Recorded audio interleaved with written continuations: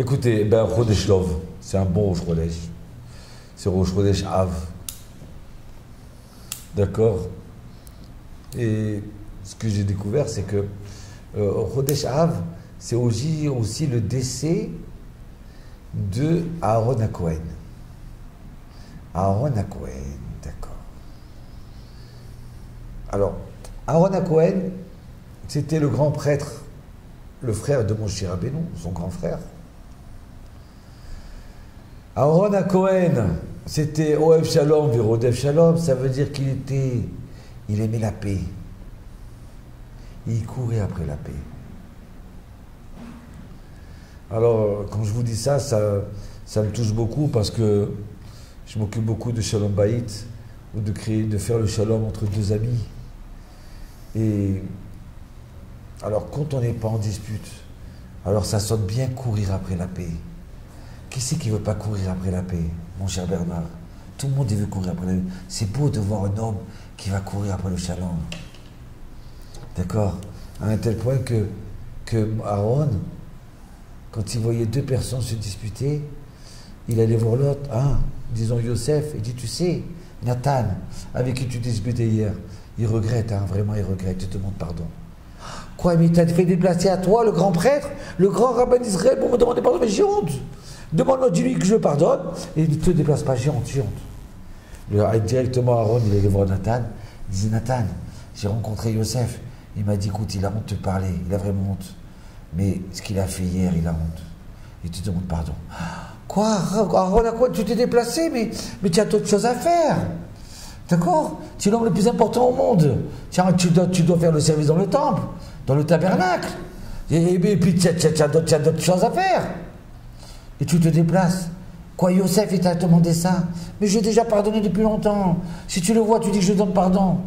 Et voilà que le lendemain, Yosef et Nathalie se rencontrent. Alors ils ont déjà un visage clairvoyant, un visage souriant parce qu'ils se rappellent quoi, il a fait déplacer Aaron, comme ça il regrette. Alors ils s'embrassent. Mais c'est moi qui avais tort. Alors ils disent c'est moi qui avais tort. Et ça y est, le shalom est revenu. Le shalom dans le couple pareil. Dans le couple. D'où il a pris ça Aaron?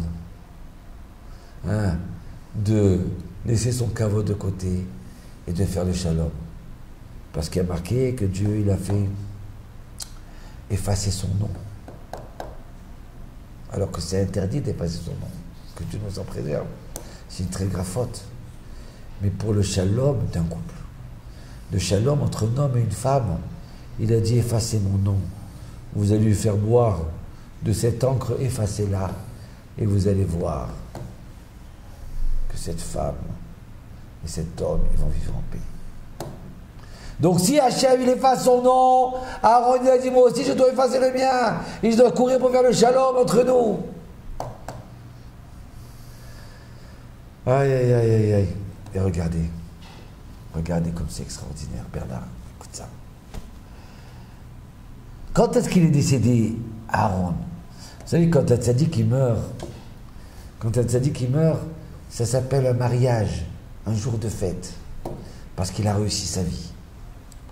Donc tous les Rosh Chodesh, Av, c'est un grand jour. C'est le jour de partir, que Aaron il est parti. Il décède juste la semaine, les 9 jours de Tisha B'Av, la destruction du temple à cause de la haine gratuite. Le moment le plus dur du peuple Israël, c'est comme une rue étroite, où on va passer, on a peur de passer dans cette rue, parce qu'il y a des bandits. Alors on a peur. Alors toute l'année, on est là, et on arrive dans la semaine du Tisha B'Av, dans les 9 jours de Tisha B'Av, on a peur d'arriver dans ces jours-là, où la vie vite, il faut terminer ce Tisha B'Av, il faut terminer, pourquoi? Parce qu'il y a tellement eu de catastrophes. D'accord? Le premier temple a été détruit, le deuxième temple a été détruit, des millions de morts sur la route, des fleuves de sang. D'accord? Le décret de jeter les Juifs d'Espagne a été fait à Tisha B'Av. La solution finale a été faite à Tisha B'Av. Et voilà que le premier jour des 9 jours, c'est Rosh Chodesh Av. Comme pour nous dire Hachem, les enfants, les enfants. Si vous vous aimiez entre vous, s'il y aurait le shalom entre vous, il n'y aurait déjà pas de Tisha B'Av.